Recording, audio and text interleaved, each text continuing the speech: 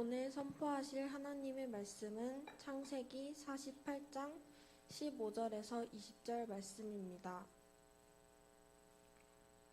창세기 48장 15절에서 20절 말씀입니다. 제가 봉독해 드리겠습니다. 그가 요셉을 위하여 축복하여 이르되 내 주부 아브라함과 아버지 이삭이 섬기던 하나님, 나의 출생으로부터 지금까지 나를 기르신 하나님, 나를 모든 환난에서 건지신 여호와의 사자께서 이 아이들에게 복을 주시오며 이들로 내 이름과 내 조상 아브라함과 이삭의 이름으로 칭하게 하시오며 이들이 더 번식되게 하시기를 원하나이다. 요셉이 그 아버지가 오른손을 에브라임의 머리에 얹은 것을 보고 기뻐하지 아니하여 아버지의 손을 들어 에브라임의 머리에서 므낫세의 머리로 옮기고자 하여 그의 아버지에게 이르되 아버지여 그리 마옵소서. 이는 장자이니 오른손을 그의 머리에 얹으소서 하였으나 그의 아버지가 허락하지 아니하며 이르되 나도 안다. 내 아들아, 나도 안다. 그도 한 족속이 되며 그도 크게 되려니와 그의 아우가 그보다 큰 자가 되고 그의 자손이 여러 민족을 이루리라 하고 그 날에 그들에게 축복하여 이르되 이스라엘이 너로 말미암아 축복하기를 하나님이 내게 에브라임 같고 므낫세 같게 하시리라 하며 에브라임을 므낫세보다 앞세웠더라. 오늘 저는 여러분과 함께 나를 기르신 하나님이라고 하는 이 제목으로 은혜를 나누고자 합니다. 오늘 우리가 사는 현대 사회는 불확실한 세상입니다. 불확실성의 시대라고 말할 수 있어요. 변화가 극심해서 미래를 예측하기 어렵기 때문에 그렇습니다. 러시아와 우크라이나의 전쟁이 이렇게 장기화될 줄 아무도 예상 못했습니다. 또한 지구 한편에서 일어나는 전쟁이 이처럼 세계 경제에 이렇게 큰 영향을 줄 누가 알았겠습니까? 러시아와 우크라이나의 전쟁이 일어나고 나서 완전히 뒤바뀐 게 한 가지가 있어요. 뭔 줄 아세요? 경유와 휘발유 값이 뒤바뀌었습니다. 항상 경유가 쌌어요. 그런데 요즘에는 경유 값이 비싸서 경유차가 인기가 없다고 합니다. 아니, 지구촌 한편에서 일어난 이 장기전이 어떻게 이렇게 세계 유가에 영향을 미쳤을까요? 그뿐 아닙니다. 지금 지구상의 모든 그런 파워 게임이 여기저기서 솟구쳐 오르고 있고, 그 때문인지 모르지만 북한이 저처럼 이제까지 이렇게 미사일을 많이 쏜 적이 또 있었을까 할 정도로 미사일을 발사하고 있습니다. 곧 핵폭탄 실험도 한다, 뭐 그런 전망도 내다보고 있어요. 참 한치 앞을 내다볼 수 없는 지금 지구촌 정세인 것입니다. 자원 확보와 또 자원의 수요가 이처럼 어려웠던 적도 없었을 것입니다. 일반적으로 우리 사업하지 않은 분들은 민감하지 않지만 기초 자재를 가지고 사업하는 분들은 굉장히 힘들어요. 왜? 자재값이 옛날에 비해서 수배나 올랐기 때문에 그렇습니다. 누가 이태원에서 그런 참사가 일어날 줄 예상이나 했겠습니까? 지금 경찰 탓도 하고 소방관들도 탓하지만은 예상하기 어려운 일이었어요. 이처럼 발달되고 치안이 안전하다는 우리나라, 세계 사람들이 여행하기 참 좋다고 하는 우리나라에서, 그것도 서울 한복판에서 그런 일이 일어날 줄 누가 알았겠습니까? 인간의 능력은 실로 대단하지만 반면에 하루의 앞도 내다보기 어려운 존재가 바로 우리 사람이기도 한 것입니다. 야고보서 4장 14절에 보니까 내일 일을 너희가 알지 못하도다. 너희 생명이 무엇이뇨? 너희는 잠깐 보이다가 없어지는 안개니라 라고 말씀했습니다.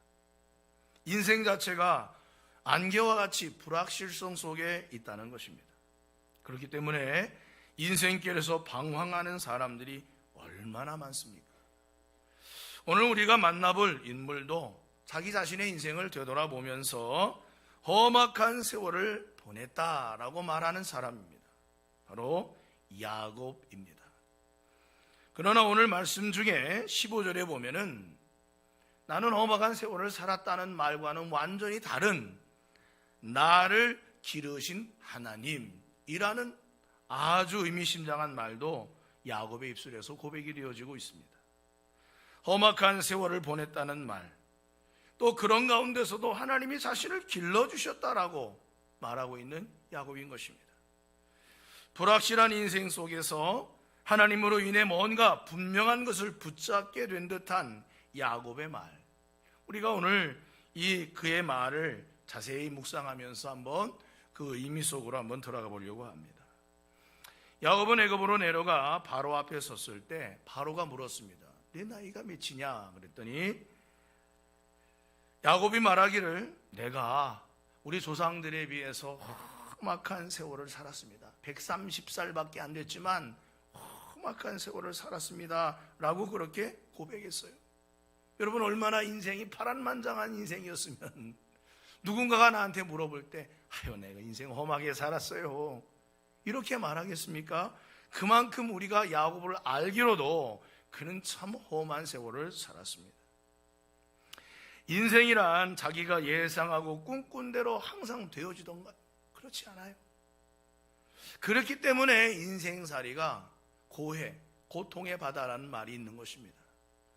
창세기 49장에 보면 12명의 아들을 축복하고 요셉이 147세에 그의 생을 마감하게 되었는데 야곱이 자신의 전 생애를 회고하면서 요셉의 두 아들 므낫세와 에브라임을 축복하는데 그의 생애도 지난 날을 볼 때에 불확실한 생애였어요.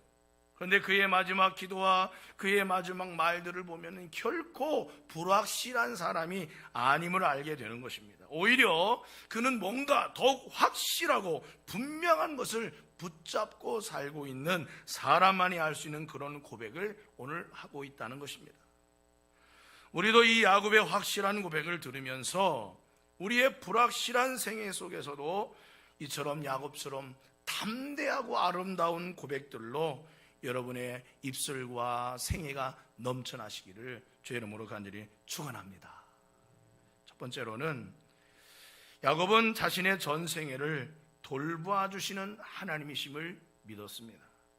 오늘 창세기 48장 14절로 15절, 16절에 보면은 이스라엘이 오른손을 펴서 차남 에브라임의 머리에 얹고 왼손을 펴서 므낫세의 머리에 얹으니 므낫세는 장자라도 팔을 어긋맞고 얹었더라. 그가 요셉을 위하여 축복하여 이르되 내 조부 아브라함의 하나님과 이삭의 아버지 이삭이 섬기던 하나님, 나의 출생을 지금까지 기르신 하나님, 출생부터 지금까지 기르신 하나님, 나를 모든 환난에서 건지신 여호와의 사자께서 이 아이들에게 복을 주시며 이들로 내 이름과 내 조상 아브라함과 이삭의 이름으로 칭하게 하시오며 이들이 세상에서 번식되게 하시기를 원하나이다. 그러면서 지금 기도하고 있는 것입니다. 야곱이 에브라임과 므낫세의 머리에 손을 얹고 그들의 후손이 세상에 번성하도록 축복을 했어요. 여러분, 고대에는 믿음의 족장들이 누군가의 머리에 안수하여 축복하는 것은 이것은 하나님의 신탁이 담겨진, 다시 말해 하나님이 그 조상이, 그 족장이, 그 믿음의 사람이 축복하는 그대로 그 축복을 받는 사람에게 이루어지게 하나님이 역사하셨어요.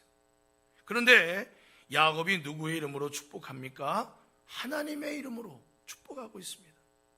그러나 그 하나님은 단순히 그냥 지식으로 아는 하나님이 아니라 야곱 자신의 일생 가운데서 역사해 주셨던 하나님, 그 하나님의 이름으로 지금 자식들을 축복하고 있는 것입니다.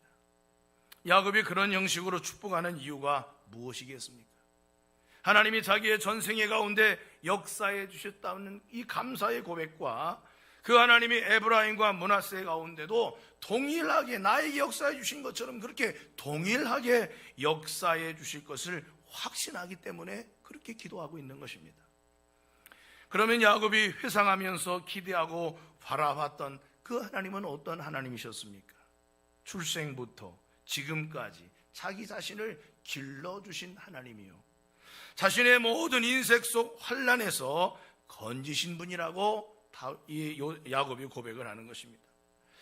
여러분, 이 야곱의 고백만 들어봐도 지금 야곱의 일생의 모습이 그냥 한순간에 펼쳐지는 것 같아요. 나면서부터 지금까지 하나님이 기르시고 인도해 주시고, 아니나 다를까 하나님은 야곱이 도망자로 형 에서의 눈을 피해 바단 아람으로 도망갈 때 하나님이 베델이라고 하는 아무것도 없는 황무지 가운데서 돌베개 하나 베고서 잠을 청하는 야곱의 꿈에 나타나셔서 하나님이 그렇게 말씀하셨어요. 야곱아, 내가 지금부터 너의 삶을 인도해 줄게. 내가 너에게 계획이 있다. 내가 너에게 계획한 것을 다 이룰 때까지 내가 너를 떠나지 않으마 하고 하나님이 야곱에게 나타나셔서 그렇게 책임지겠다고 말씀하신 거예요. 그동안은 아버지 이삭으로부터 귀가 따갑도록 들었을 거예요. 야, 하나님이 우리 아버지 아브라함 때부터 이렇게 되었다, 하란에 갔다가 이렇게 되었다, 하나님이 만나 주셨다, 이랬다 저랬다 얘기를 막 들었겠죠. 야곱은 들을 때마다 네, 아이고 그러셨군요, 네. 근데 이게 뭔가 마음에 와닿지 않는 거예요. 알고는 있었지만 하나님을 경험한 적이 없기 때문인 것입니다. 그런데 그가 바단 아람으로 도망가던 비참한 그 순간에 하나님이 그에게 찾아와서 만나주신 것입니다. 나에게 찾아와 만나주신. 그래서 그가 고백하기를, 내가 하나님이 어디 계신가 했더니 여기가 바로 하늘의 문이고 하나님의 집이로구나. 그러면서 하나님 앞에 돌베개를 하고 잤던 그 돌을 세워놓고 이곳이 하나님의 전이 될 것이고 하나님이 나를 다시 고향으로 인도하시면 내가 하나님께 11조를 드리겠나이다 라고 소원하며, 그때부터 하나님은 야곱을 인도해 주시기 시작하는 것입니다. 바단 아람 삼촌의 집에서 20여 년간 있을 때 하나님이 그와 함께 하셨어요. 마치 언젠가는 아무것도 하나님이 말씀하지 않아서 하나님이 떠난 것 같았어도 야곱이 삼촌 라반의 집을 떠나려고 할 때 하나님 말씀하셨어요. 가라고. 나타나셔서 그에게 가라고 말씀해 주셨습니다. 이처럼 인생의 중요한 순간마다 하나님이 야곱에게 길을 가르쳐 주시고 야곱을 보호해 주시고 지켜 주시고 인도해 주셨다는 사실인 것입니다. 바단 아람에서 돌아와 가나안 땅에 가야 되는데 뭐든지 풍족한 세겜 땅에 머물렀어요. 그러니까 가나안을 목전에 두고 목적지까지 가야 하는데 야곱이 그렇게 하지 않는 것입니다.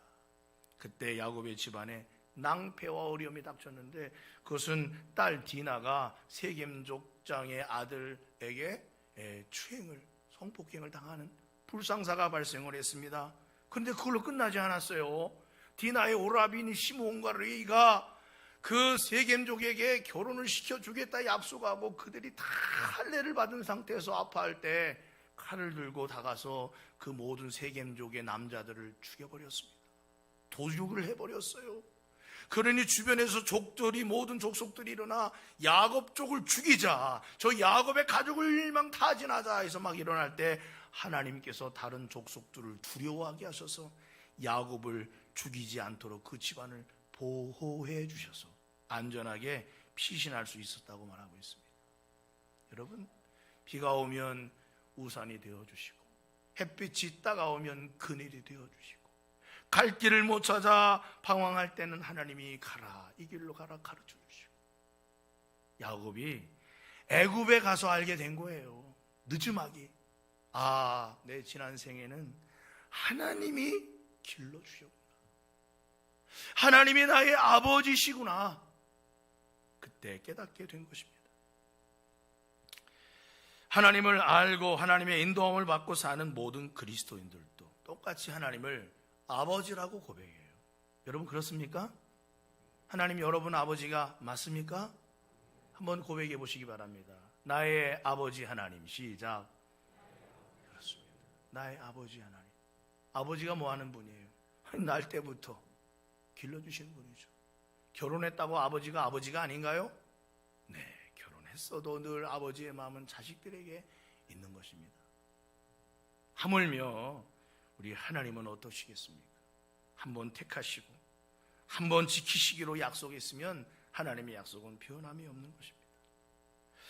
우리가 지난날 거칠은 삶을 살았든지 평탄한 길을 걸어왔든지 실패하는 일도 있었든지 성공했든지 건강에 이상이 있고 문제가 있었든지 간에 하나님이 오늘 여기까지 저와 여러분을 기르시고 환난과 어려움에서 건져주시고 내가 알지 못하는 중에도 하나님은 나의 우산이 되어주시고 그늘이 되어주셔 오늘 여기까지 인도해 주셨다는 사실을 여러분 하나님 앞에 기억하고 감사하시기를 바랍니다. 빌립보서 1장 6절에 보면은 너희 안에서 착한 일을 시작하시니가 그리스도 예수의 날까지 이루실 줄 우리는 확신하노라. 하나님이 해 주신다는 것입니다. 그러므로 우리도 야곱과 같이 하나님은 어떤 분이냐? 나를 기르시는 하나님, 나를 모든 인생의 환난에서 건져주시는 내 인생의 목자와 같으신 분이다. 나를 양육해 주시고 나를 인도해 주시는 분이라는 이 고백이 여러분의 입술에도 있기를 간절히 소망합니다. 두 번째로 야곱은 하나님은 어떤 분인가?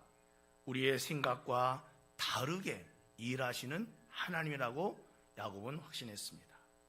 오늘 말씀에 보면은 야곱이 요셉의 두 아들인 므낫세와 에브라임을 축복할 때 특이하게 안수했습니다. 먼저 요셉이 큰아들 므낫세, 다 애굽에서 얻은 아들이죠. 큰아들 므낫세, 작은아들 에브라임을 아버지 야곱이 있는 대로 인도할 때 야곱의 오른손이 있는 곳에는 므낫세, 큰아들이니까 므낫세를 데려다 놓고 야곱의 왼손이 있는 곳에는 둘째 아들인 에브라임을 갖다 놨어요. 왜냐하면 므낫세가 장자니까 당연히 권위가 있는 축복의 오른손을 그에게 향하는 게 맞겠다고 요셉은 생각을 한 것입니다. 왜? 장자니까, 먼저 난 자식이니까. 그런데 야곱이 어떻게 했습니까? 오른손을 므낫세에 얹지 않고 이쪽에 있는 에브라임 손에 이렇게 얹었습니다. 그 다음에 왼손을 에브라임에 얹지 않고 오른쪽에 있는 므낫세에 이렇게 얹은 것입니다. 이 요셉의 기대와 생각과는 다르게 아버지가 하는 것입니다. 그래서 요셉이 생각을 했어요. 우리 아버지가 눈이 멀으셔서 착각을 하셨나? 아버지에서 오른손을 떼어서 아버지 얘 에브라임이에요, 므낫세는 여기 있어요 하고 이렇게 옮기려고 할 때 야곱이 이렇게 말하는 것입니다. 19절입니다. 나도 안다. 얘가 므낫세고 얘가 에브라임인지 나도 안다. 내 아들아, 나도 안다. 그도 한 족속이 되며 크게 되려니. 그가 누구예요? 장자인 므낫세를 말하는 것입니다. 그의 아우가 그보다 큰 자가 되고 그의 자손이 여러 민족을 이루리라 라면서 그 손을 이렇게 어긋맞겨서 축복하는 그 손을 야곱이 떼지 않고 그대로 축복을 해주는 장면이 성경에 나오고 있어요.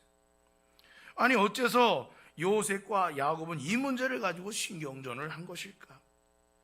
오른손은 능력의 손, 축복의 손, 존귀한 손이에요.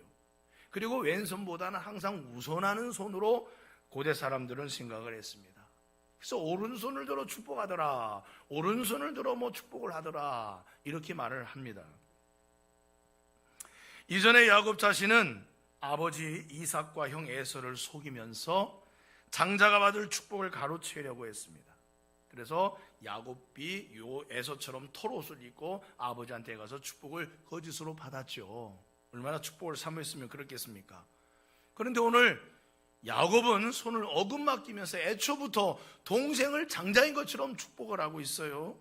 아니 자기가 과거 차자였지만 장자 역할을 했기 때문에 자기 자신을 생각해서 그래 너희도 이 둘째가 장자다 그러고 자기 생각해서 자기의 과거 생각을 해서 그랬을까요? 이건 어찌 보면 야곱의 트라우마예요. 트라우마.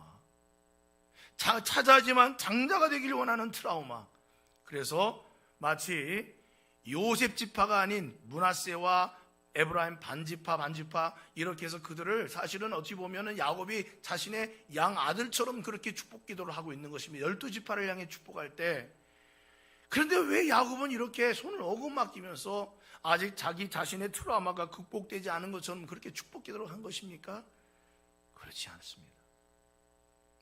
야곱은 예전의 야곱이 아니에요. 애굽으로 내려간 야곱은 과거 가나안에 거하던 그 야곱의 모습이 아닙니다. 요셉과 베냐민, 요 자식들 없으면 안 된다. 자식에 대한 트라우마. 나는 차자지만 장자의 복을 받길 원한다. 차자에 대한 트라우마. 그러니까 야곱은 우리들의 모습과 비슷해요. 어떤 인생 속에서는 딱 그 상태에서 더 진전되지 않는 정지된 화면을 안고 살아가는 우리들 모습이 있어요. 과거 어느 순간에 그 어떤 아픔 때문에 딱 정지됐어. 거기서 더 이상 발전도 극복도 회복도 안 되는 거예요. 딱 그것이 내 인생의 정지 화면인 것입니다. 야곱이 장자 트라우마였고 자식들에 대한 트라우마가 그렇게 있었어요. 왜? 과거 그만큼 그가 험악한 세월을 살았기 때문인 것입니다. 험한 세월을 사는 사람은 누구나 다 비슷한데 자기 자신을 보호하려고 해서 자기 자신의 이렇게 성을 치는 것입니다. 자기 자신의 성을 쳐요. 아무도 못 들어오게. 그래서 누군가 이 성으로 들어오려고 하면 배척을 하는 것입니다. 왜 그렇습니까? 과거 겪은 상처와 아픔 때문에 담장을 높이 치는 거예요. 그게 뭐냐? 거기서 딱 정지가 된 것입니다. 그 장면에서 모든 내 삶과 인생이 정지가 돼버린 것이죠. 그런데 야곱이 애굽으로 내려가서는 그게 없어요. 그럼 뭐가 있겠습니까? 하나님과 소통만 있는 것입니다. 왜 므낫세와 에브라임에게 손을 맡겨 기도했을까? 하나님이 야곱에게 보여주셨기 때문이에요.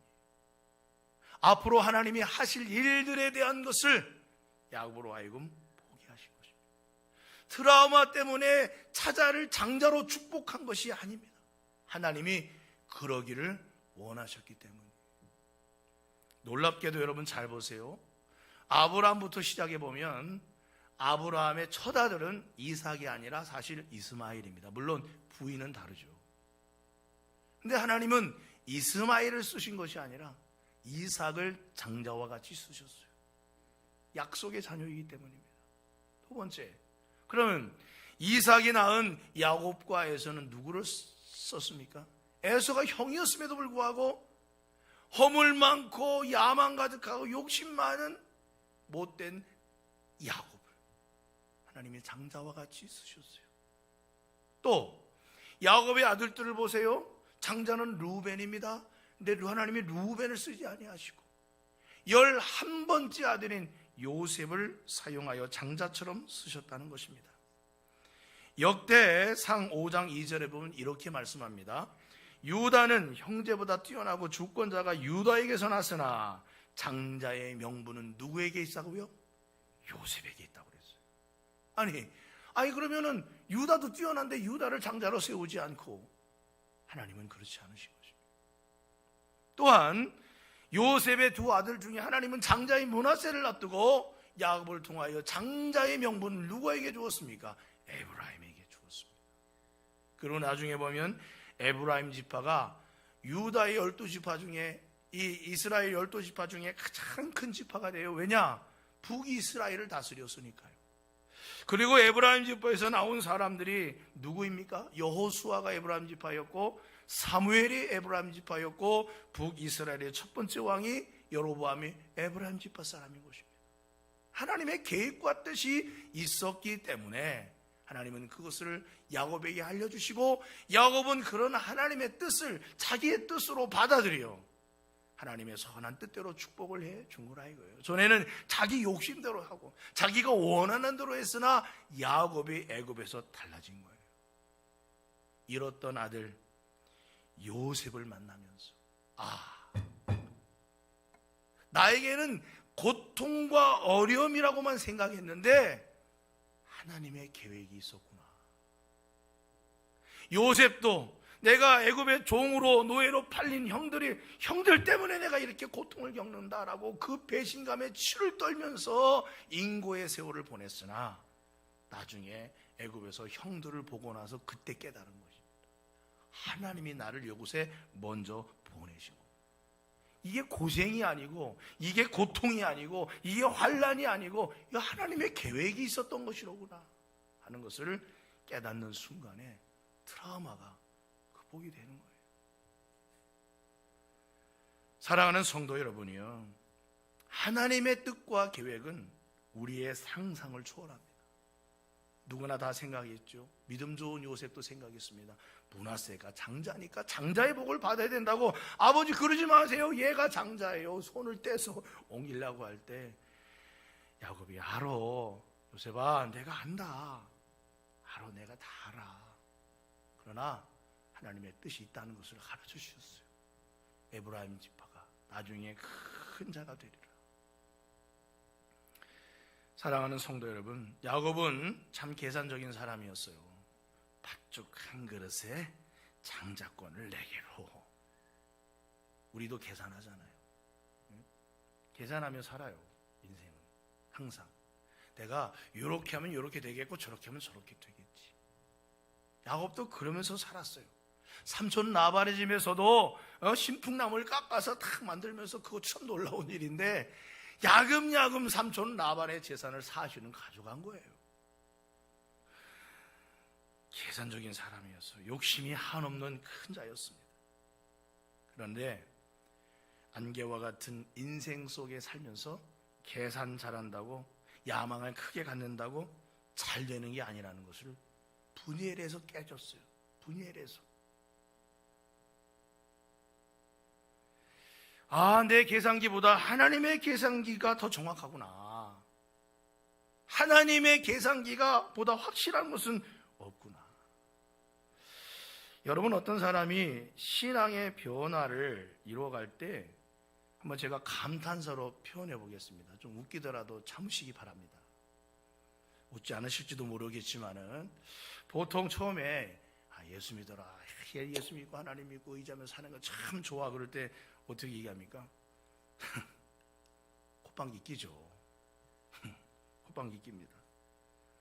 그러다 또 계속해서 자기가 만난 하나님을 간증하고 이야기할 때 어떻게 해요? 에이, 알았어. 에이, 말도 안 돼. 근데 자기가 어떤 어려움을 겪고 있어요. 불확실한 인생 속에서 나타난 어려움들이 있어. 살짝 전에 누군가가 나한테 하나님 믿으면 이렇게 된다 얘기했던 것이 생각이 나는데 그 사람이 또 얘기하는 것입니다. 그럼 어떻게 되겠어요? 그래? 그래? 살짝 관심이 가는 것이죠. 그러다가 자기도 한번 뭔가 의지할 것, 지푸라기도 잡고 싶은 심정이 생길 때 나도 한번 교회 가볼까? 이런 마음이 들면 이제 집중 관심이 생기는 것입니다. 오, 진짜? 이렇게 되는 거죠. 네, 내가 웃지 않는다고 말씀드렸죠. 그 다음에 자기가 경험하는 거예요. 하나님을 나가서 믿음 생활하고 기도해보고 새벽에도 나가고 하나님 좀 여기서 좀 나를 좀 어떻게 좀 도와달라고 막. 오늘 하나님께서 그 문제를 아주 깔끔하게 해결해 주신 거예요.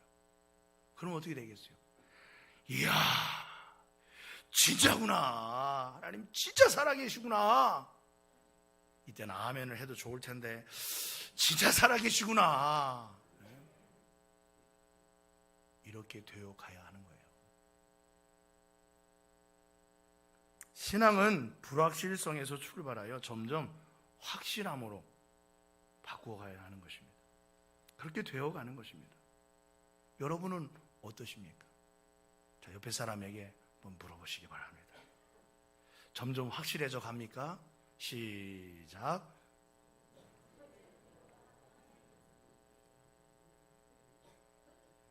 물어보라면 꼭 안 물어보는 사람이 있어요. 확실한가 봐요, 본인은. 다시 한번 물어보시기 바랍니다. 옆에 반대쪽에 있는 사람한테 갈수록 확실해집니까? 한번 물어보세요. 시작. 갈수록 확실해집니까? 여러분, 갈수록 확실해집니까? 목사님 모르겠어요. 갈수록 불확실해지는 것 같아요. 지난주에는 갈수록 멋있는 사람이 되자 그랬는데 갈수록 확실해져야 돼. 할렐루야. 그래요. 왜 그렇습니까? 하나님을 경험하면서 살아가는 것이죠. 세 번째로는 야곱은 참 놀라운 것은 자신과는 달리 하나님은 영원히 살아계시는 하나님이라고 고백을 했어요. 그러면 어떤 일이 생기는 줄 아세요? 나는 죽어도 좋지만, 죽어도 좋습니다. 나는 이제 죽어도 좋습니다. 내 자녀와 후손들을 하나님 책임져 주소서. 이 기도가 절로 나오는 거예요. 오늘 48장 21, 22 우리 읽지는 않았지만 한번 같이 한번 읽어보겠습니다. 시작. 이스라엘이 요셉에게 또 이르되 나는 죽으나 하나님이 너희와 함께 계시사 너희를 인도하여 너희 조상의 땅으로 돌아가게 하시려니와 내가 내게 내 형제보다 세겜 땅을 더 주었나니 이는 내가 내 칼과 활로 아모리 족속의 손에서 빼앗은 것이니라.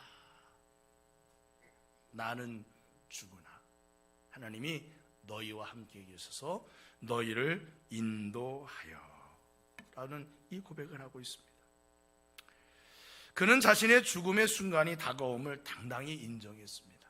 많은 사람들은 죽음을 생각지도 않고 막상 죽음을 받아들이지 않으려고 해요.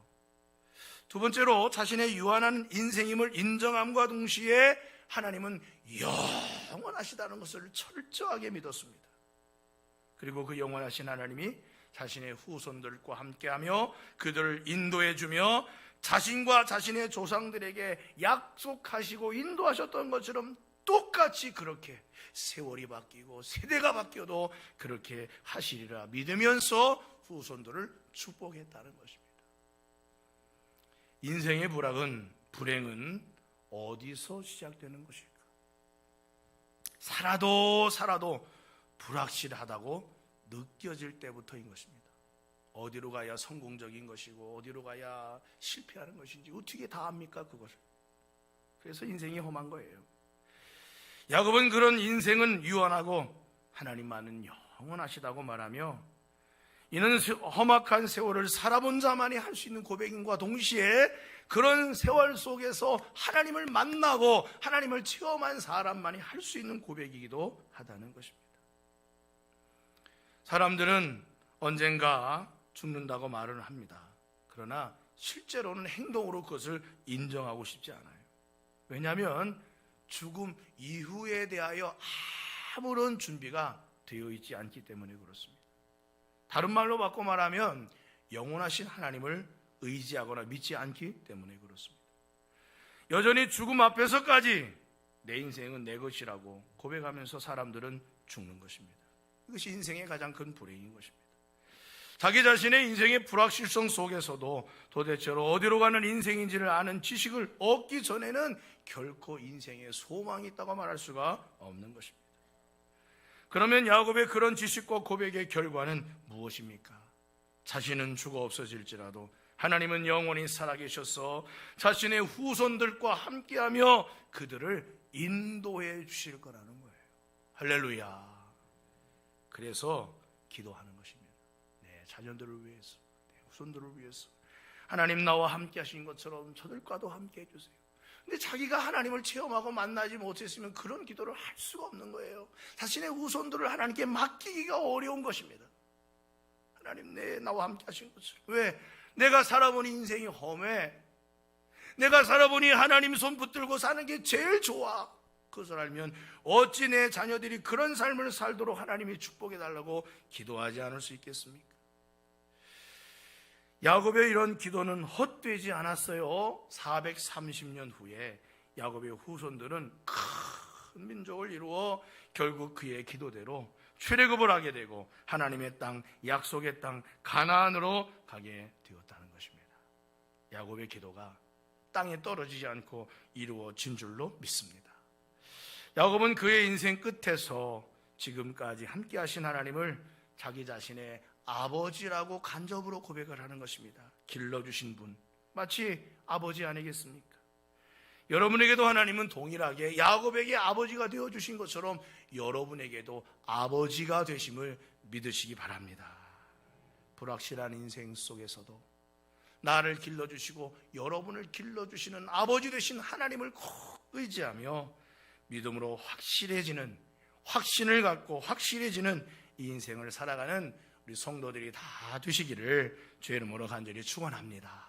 기도하겠습니다.